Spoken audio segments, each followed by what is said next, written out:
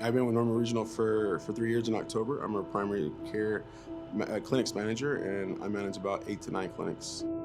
Parents actually migrated here in Thanksgiving of 1985. So while everyone was celebrating Thanksgiving, my mom was crossing the Rio Bravo in Texas. And her story is that she carried me above water as she was crossing the river. So they crossed. My grandpa had it all set up, and um, they came to a family. And when they went to that family, they were celebrating Thanksgiving.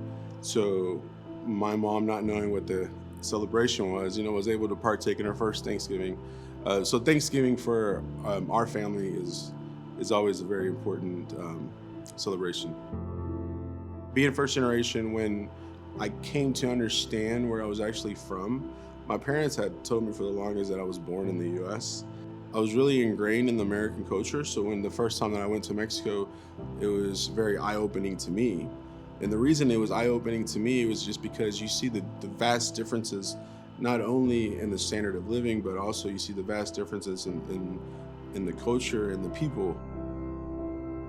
It was difficult for me because growing up, because I I at times didn't feel like I was from here, being like saying meaning being from the U.S. And at the same time, I sometimes didn't feel I was from Mexico either. And that's one common trait with a lot of Mexican Americans, especially Latin Americans, first generation, is that they don't feel like they're one way or the other. And it took me a while, probably up until my late teens, to realize that I don't have to feel like I belong. I just know that I do.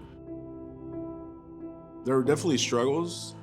I remember having to go and translate for mom and my dad when I was like 5 or 6 in the medical office, and then the doctors over here trying to tell me to translate something to my parents, and there was a lot of things that weren't translated to them.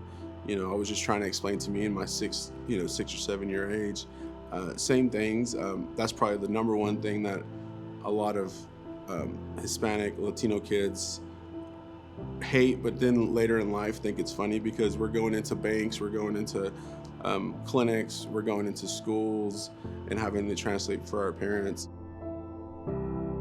Graduating from high school was a big achievement, and then graduating, being the first to graduate from college as well, was a big success.